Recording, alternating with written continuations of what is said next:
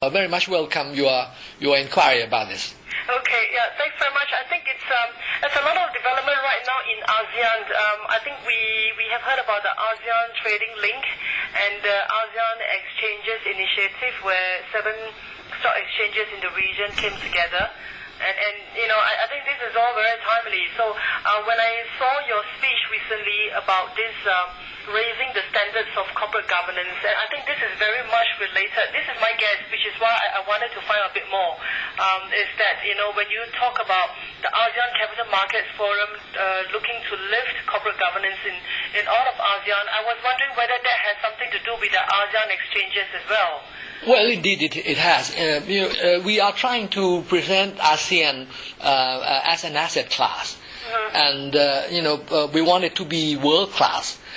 So in order to do that, it has to start with products of good quality, and being of good quality means good corporate governance. Right. The first exercise that we are going to do is to do this corporate governance ranking across the ASEAN countries, so that the companies that come number 1 or 2 may not even be the biggest, the company with the biggest market cap or the highest amount of profit, but it'll be the country with the most attention to corporate governance. Right.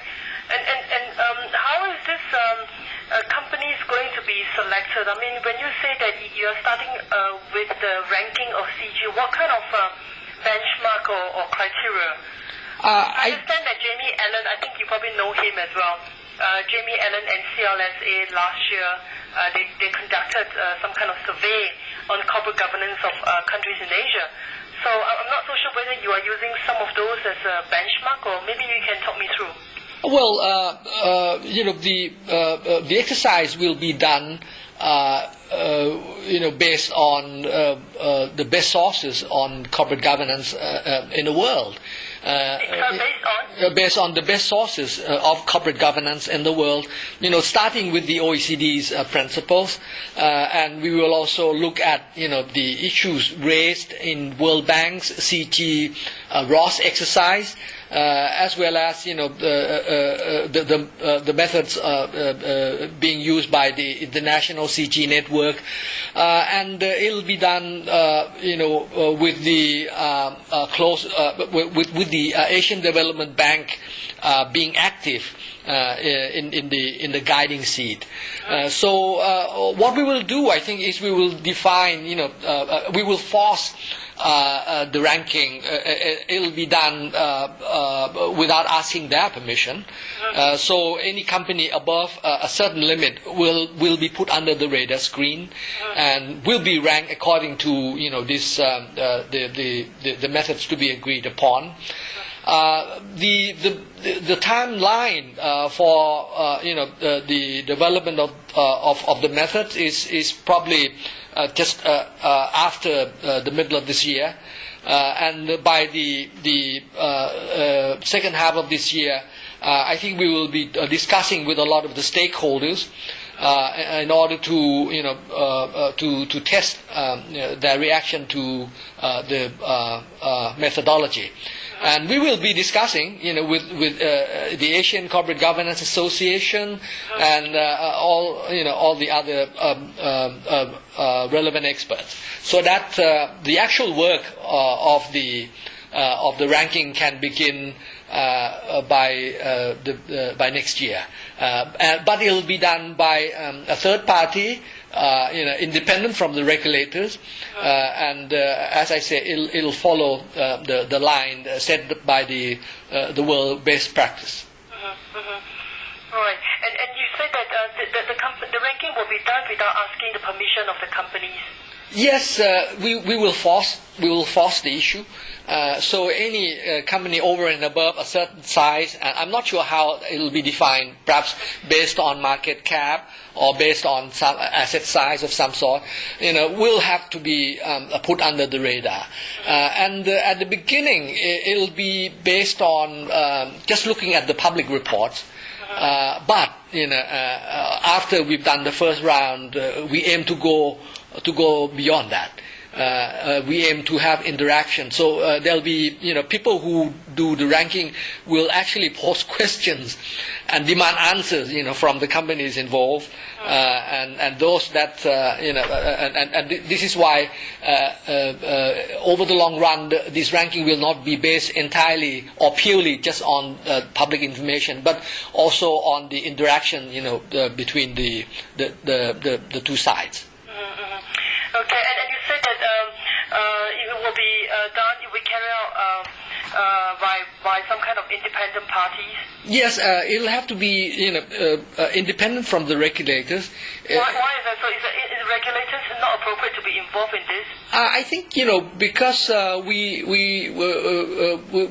want it to be truly objective. So the rater, otherwise the regulator of one country may try to help, help to maneuver. To help their own company. Yeah, that's right. So we want it to be completely objective, and we want it to be steered by someone completely independent, like the ADB, as well as in close consultation with the OECD, World Bank, and all these people. So it hasn't been decided yet, has it? As to the entity, no. At first, the ADB staff that came along were quite happy to use their name, to be associated with this exercise. But then I said, well, they better go back and check whether it'll have any reputation risk to them or not. Because suppose God forbid, but suppose, say, one of the companies that earn a good mark is suddenly prosecuted in another country. All of a sudden, I'm not sure whether the ADB will be able to handle that. So I think we leave it up to them to decide as to how much the ADB would like to be involved. So it hasn't. So at this stage, we only know that ADB will be involved, but to what extent we don't know. No, that's right. That's right. Well, they will fund. They will provide funding. They provide the funding, and they will provide the coordination with the other world agencies, so that we get the best mind and also the best contacts. To get the best mind, did you say? Yeah, that's right. Yes. And so at this point, the other agencies like the International CG Network or the CG Association in Asia or OECD, these are all possibilities? Yes, these people will become involved, but as to exactly how, I think we leave it up to the group of experts that are being set up right now, and they are now being put to work. Is there going to be an official announcement on this? Is that going to be at a certain conference or event? Well, we are hoping, because the ASEAN finance ministers will be holding regular road shows, whenever they meet here and there. And I believe the next meeting will be in Washington, D.C., around about September, October. I'm hoping to have some progress, report for announcing to the press, probably by that time. Okay, so around September to December, November period, did you say? That's right, yes. Okay, and just to check very quickly on the timeline, so did you say that around second half of this year you expect to have the methodology in place? That's right, yes. And then the kick-starting of the ranking will be next year, is that early next year? That's right, yes. Okay. So, as you mentioned, because you are the, I understand from the speech that you mentioned that you are the ASEAN as chairman. You will be driving it, these ASEAN capital market forums on this CG initiative. So. And you also mentioned specifically is to raise the CG standards of large listed company, which you have already just mentioned. And the next thing you say is to go on to the independent directors. And then the next thing then is to look at the rules on related party transactions. Now, I'm very interested in this because I mean, how is it that, because obviously you are the chairman of this ASEAN Capital Market Initiative, so how can you bring together or make sure that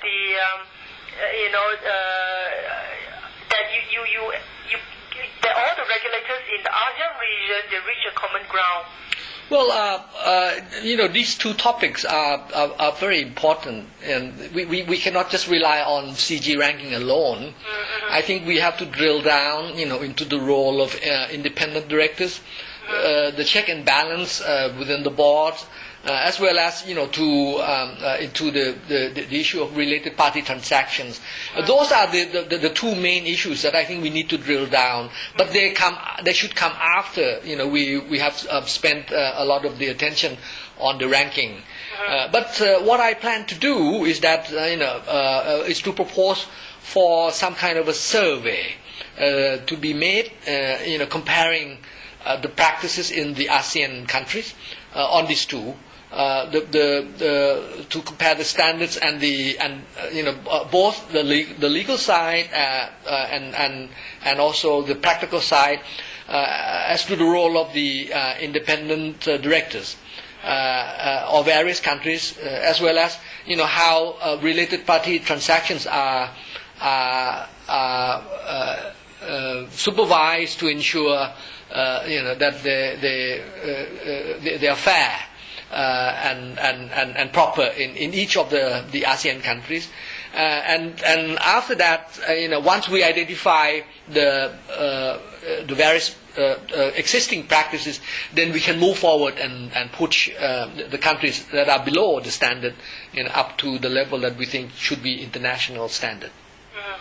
So once you have identified the existing practices, that is when you will bring the companies up.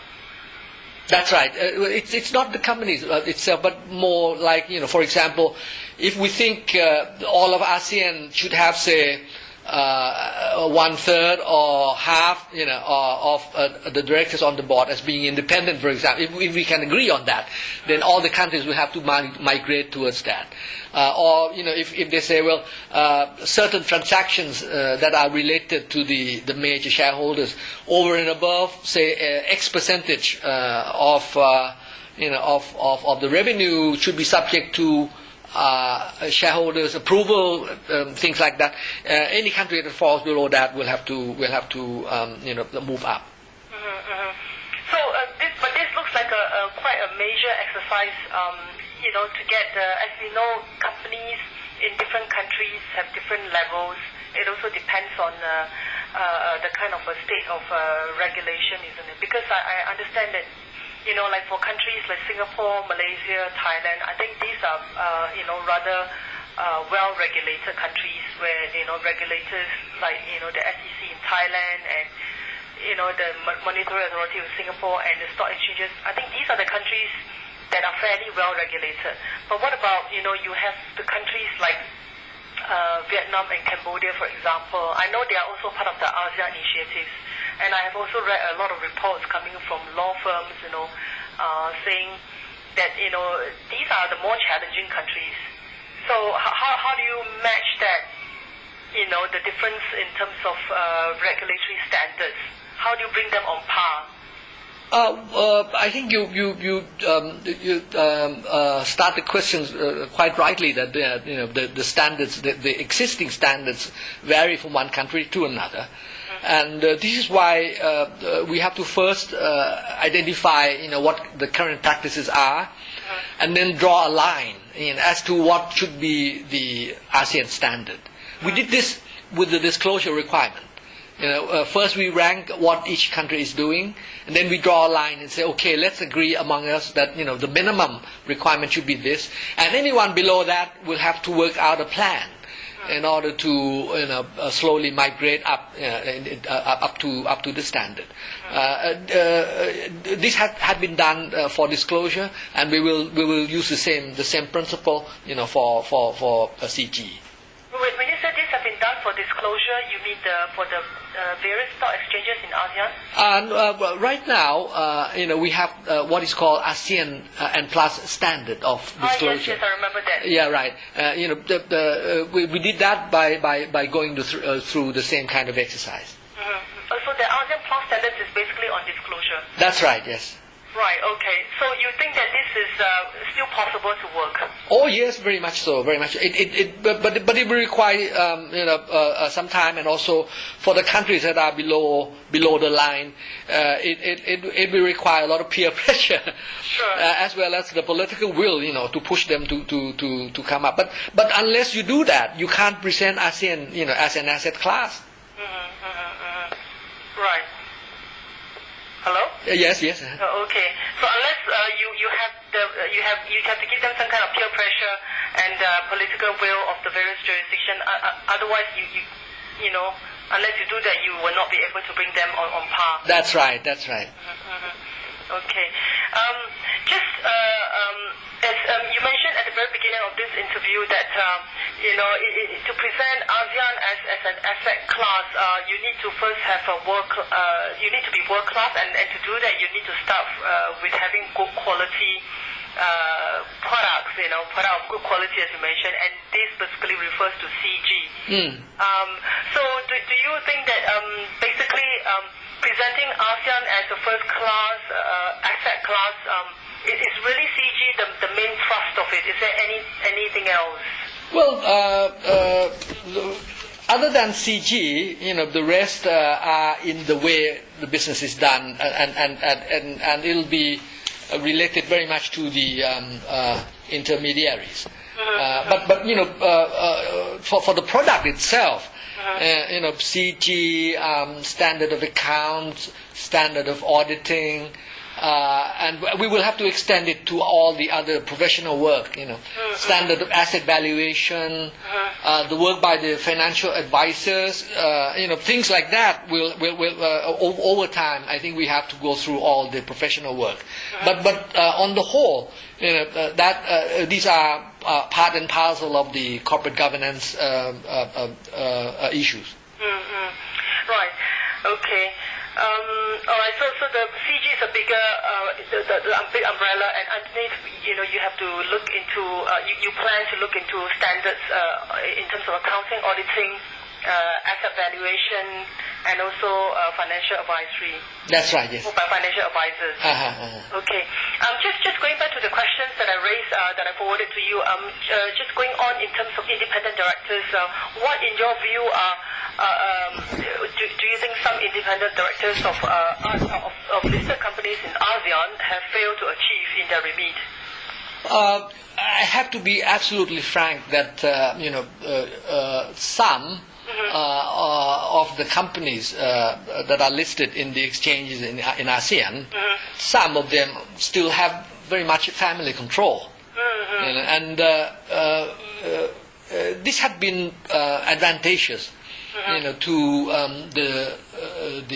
the prosperity of these companies, in that decision can be made very quickly, and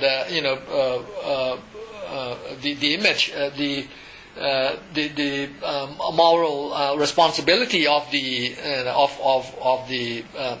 founder, or the person who controls the family is very much at stake. So it has guided his behavior in the past quite well. But I think we are going to have to move on to the next phase, whereby check and balance between the major shareholders, and the smaller shareholders will need to learn to form a new type of relationship, a relationship that is based on disclosure, based on rules, and based on having independent eyes and ears coming in to pass judgment on these activities more and more. This is an important phase for companies for these companies in ASEAN, and it is relevant for some countries more than others. Say, for example, in the case of Malaysia, for example, a lot of the activities have been controlled by very large public companies that are publicly owned. But say in other countries, I think the influence, the remnant of family control is still very much there. So I think we need to ensure that the affairs of these companies have more independent views in order to reflect, to make sure that the concern and the welfare of the small shareholders are fully reflected. Sorry, the welfare of small minority shareholders are fully reflected. That's right. Yes. Right. But can regulators actually regulate independent directors as such? Well, first we can set the minimum number, right? And second, I think for example, in the case of Thailand, the law spells out quite clearly, what the fiduciary duty means. Right, so we will see whether we have, there are similar laws in other countries. Also, in the case of Thailand, we require new listings to have directors that have gone through the courses organized by the Thai Institute of Directors Association. Which is modeled on the Australian IOD, as well as we will make sure that work of the independent directors are fully reflected. For example, say if there is a related party transaction that has to be approved by the shareholders, in the letter calling for the meeting, if say any independent director has an opposing view, to that deal, his view should be reflected. Should be reported to the shareholder, and not just be hidden as the minority in the vote. And the independent directors should have the opportunity to have independent meetings among themselves only, without other directors present, in order to discuss among themselves whether they are able to act and fully represent the minority shareholders or not. We are also, trying to propose the idea that, say, for a normal annual shareholders meeting, if say any of the shareholder finds it inconvenient to attend the meeting, normally, they will suggest for the shareholder to give proxy to one of the directors. They will suggest for independent directors. That's right. We will suggest that this proxy should be given to one of the independent directors rather than the chairman, for example. I see. And things like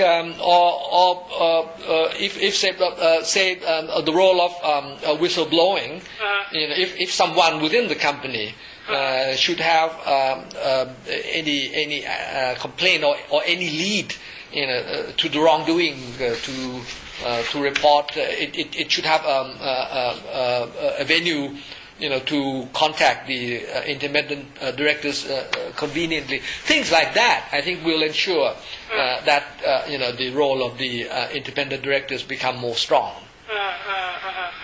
Okay, so this will give the independent directors a bit more power. That's right. Yes. I just want to find out, I'm not sure whether this is the case in Thailand, but at least I know in Singapore and Malaysia, there seems to be a shortage of independent directors, like independent directors sitting on too many boards. Not sure whether this is because some of them, some of the listed companies, or rather some regulators I talked to, they see this as a problem. The problem here is that even though we try to define what constitutes independence, in reality, one has to accept the fact that more often than not, it'll be someone known personally to the chairman or to the managing director. It seems unable to avoid that. But in Thailand, we have also. The Institute of Directors, the IOD in Thailand, had also come up, with a list of what is called chartered directors. Right. These are, professional people who have gone through courses in the IOD and had also sat on various boards in the past, so they're like professional directors. At the moment, there are 32 names. So I think we are hoping to build more and more on that. Sorry, there are 32 names who are chartered directors. That's right. Yes. That's with the IOD. That's right. In Thailand. Okay. Is this you continue to build on that? I will hope so. And I will try to discuss with the various stakeholders as to how we can perhaps give more importance to this list of chartered directors without being intrusive, into their running of the business. But perhaps we can discuss among the ASEAN regulators on this. Right. Okay. When you said that they are chartered directors, does it mean that these directors are appointed by the regulators to? No. They are on the list, and this list is like a board that is organized by the IOD, and this list the IOD says are chartered directors, and they are available for appointment by any company. Oh, okay. But it's voluntary. And in our case, we're not giving any official banking to this at all. And this is actually, so in other words, companies can actually look to the IOD for independent directors. They can. Right. Okay. So in other words, having this list of chartered directors is more independent, so to speak.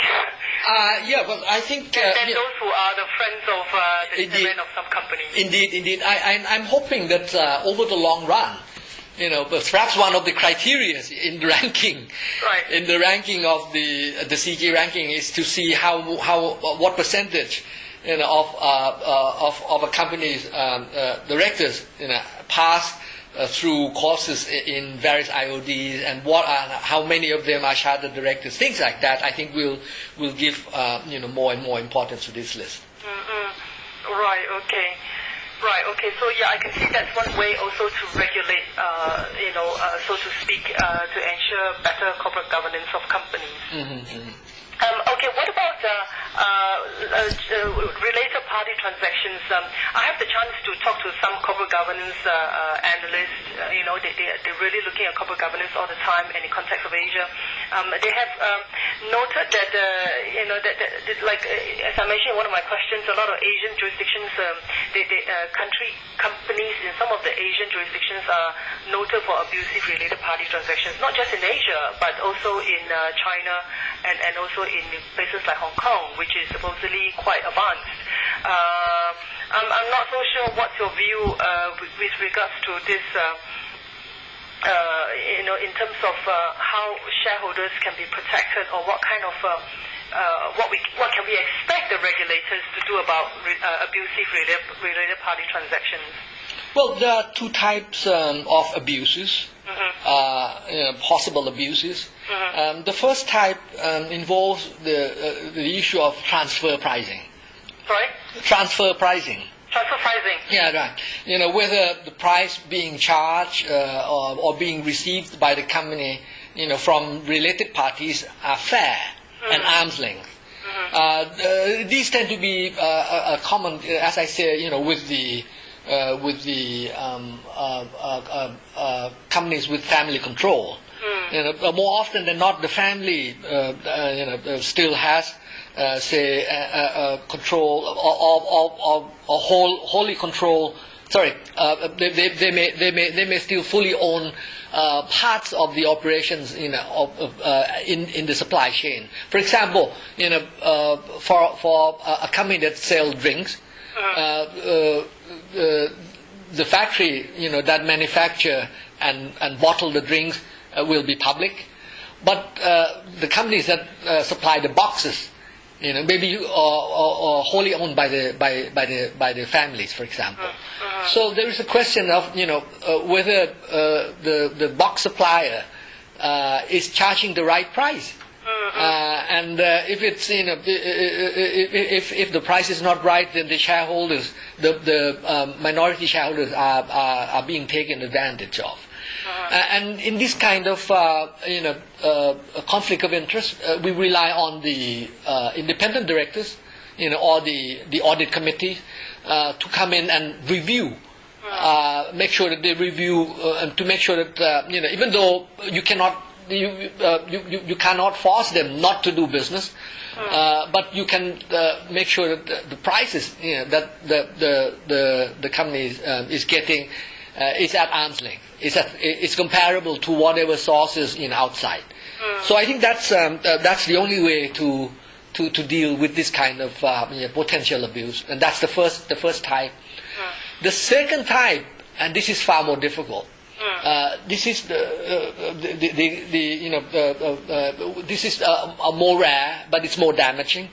And this is a case that we had found, for example, in one company that they falsified the account. And the way they falsified the account was through transaction with related companies. Unfortunately, in cases like this, sometimes they try to hide the relation. And previously they were using the names of lower ranking employees to be the owners or company directors. But lately I had noticed they even started using the names of the lawyers that set up the companies involved. And here it involved transferring profit here and there in order to make the accounts look good. And in some case, in order to dovetail with their activities in pushing up the stock price, leaking out good news, and then showing the accounts with a lot of profit. At the same time, activities in the stock market would boost the stock price. We had been able to capture these because we had set up in the Thai SEC an accounting surveillance unit. So we will put on our own radar screen about maybe 1/5 of the companies that in the exchange that we think we need to look at closely. And by looking at the changes line by line, quarter by quarter, this had allowed us to pick out these activities. And once we find any wrongdoing, we will order a special audit to be made on that company, and also when there is enough evidence, we will go for prosecution. And this has been effective in our case in looking after the second type of abuse. And this, as you mentioned, the SEC set up the accounting surveillance unit. Is this quite a recent initiative? Yes, ever since I came in, so it was about 7-8 years ago. 7 to 8 years ago. Yeah. So basically, you track the stock performance of some of these companies. Not stock. No. We had nothing to do with the stock price, but we compared the balance sheet line by line. But how do you pick out those companies that look suspicious to you? Through smell. Through hunch and through the grapevine. So we will add some companies onto the list and drop some, but they tend to be, in our experience, most tend to be the smaller companies. But the problem is if you don't police this well, they are the ones who bring the bad names to the whole market. Right. So is through some kind of smelling from the market, then and also from some sources from the market, you are able to pick out some of these names. That's right. All kinds. Study the results quarter by quarter. That's right. And we had been successful in the past, by seeing some changes. I told my people to get on the phone to the CFO and inquire. And it turned out that sometimes they just lend money to their subsidiary and without knowing that it was against the law. So they had to return immediately. Right. And the other thing, just one last question. Okay, so with regards to related party transactions, it's really a case of mitigating such things from happening rather than being able to eradicate these problems, isn't it? Well, regulators can only do to the best of their ability. That's right. You have to accept the fact that humans are full of greed, and sometimes this will express itself.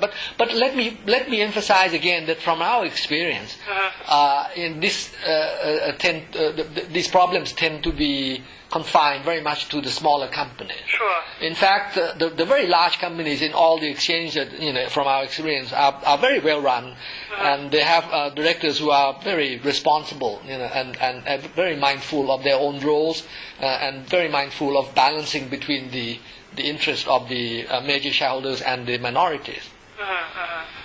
Right. Okay. So right, minority shareholders and majority shareholders.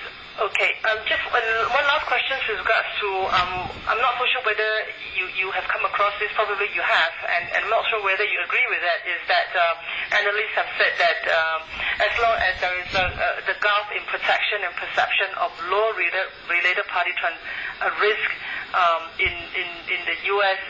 and other developed jurisdictions, there's always potential for regulatory arbitrage. Because we know that, for example, the latest news I did a report is about Chinese companies. It's very difficult for them to get listing in their own country. A lot of Chinese companies they see that they see IPO as a way to access capital and also as a way to increase the valuation of the company. So when they can't do a domestic listing, we have seen them coming to Singapore, to Hong Kong, and also lately the most problematic are some of them going to the U.S., doing it by way of what they call the reverse merger. Because apparently they try to take advantage of what we call the regulatory arbitrage, which is because the U.S. has a disclosure regime, but they don't actually the U.S. regulators don't determine whether these companies are good companies or bad companies. So I guess the question really is about regulatory arbitrage. It depends depending on whether the particular jurisdiction is seen as having low related party risk, and therefore companies take advantage of that to list in that jurisdiction. Well, in the case that you have described, I wouldn't term the U.S. market to be the market with any lax standard whatsoever. Except that it relies more perhaps on market surveillance than surveillance by the regulators. We had also had cases in Thailand where we approved the IPO. So in Thailand, it's still approved by both the SEC and the stock market. And a few years after listing, the ownership changed, the executive changed, and people changed. So a lot of this backdoor listing had also is also occurring in Thailand. The only way to make sure that we address the problem of gaps between regulation is to make sure everybody comes up to the same level, and that's the effort we are trying to do in ASEAN. I think we have made substantial progress, and we will continue to do so. Okay, so that goes back to the same question of corporate governance, isn't it? That's right. Yes. Yeah, because I spoke to some of the analysts. They said that some of the companies, when they can't list in their own countries, for example, then they try to look for a jurisdiction where they can do like what you point out, backdoor listing, because they think that certain jurisdictions may be easier for them to get away with certain things. So I guess for ASEAN trying to present itself as an asset class, they don't want that to happen, isn't it? Well, ASEAN will want to be carrying that name that people come to us because we are jurisdictions that are easy to list. Not only that, we had noticed that in the past, any excess savings within ASEAN tend to go outside the region. Sorry, any excess savings. The savings beyond what is needed for investment locally, instead of being invested in other ASEAN countries, tend to go way out, into other regions. This has been the problem in many of the countries in Asia, in that the level of development of the financial market lags far behind the capacity in manufacturing or in the information technology, and this is why I think we need to entice more savings to go within, to go around, intra ASEAN, within the region itself, and with this in mind,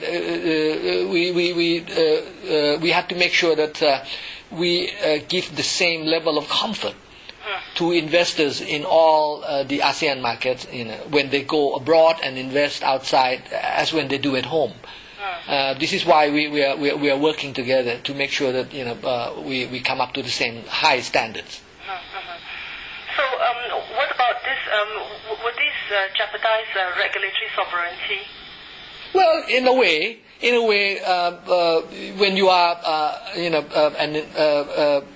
a regulator of a country, you can't help, keeping an eye on what's going on domestically as well as in the international level. Regulators always have to do that, and this is why they got together and came up with the BIS capital rules, IOSCO standards, things like that. I think this is quite normal. I see. Okay. That's quite interesting. I raise this because I think you have heard about the Singapore SGX and Australian Stock Exchange trying to merge, and they failed. And I think one of the issues was regulatory sovereignty. So, some of the market feedback I get from the feedback I get from the market is that the ASEAN exchanges could be a way to get around regulatory sovereignty. I'm not so sure whether that's possible, because they are saying that, when you have the ASEAN exchanges initiative, you kind of collaborate in certain ways, but you get also to keep your regulations, your own set of regulations.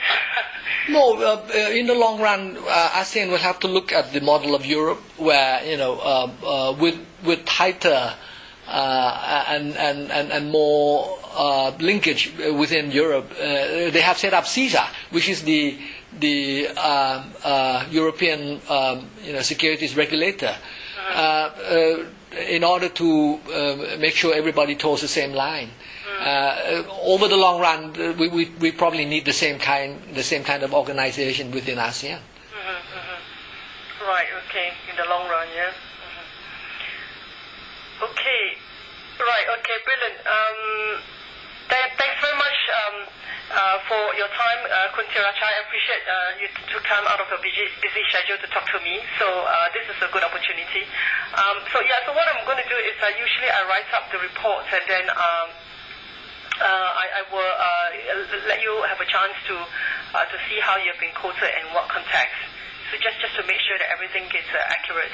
Okay, excellent. But let me ask you this: I had recorded our conversation on a tape. All right. Okay. Good. Will it be all right for me to put it on my Facebook? Because I think some of the people in my organization would love to hear this. But but I think why not? in terms of timing, it'll be up to you to decide. When, because that's one thing that I would have to make a little request here.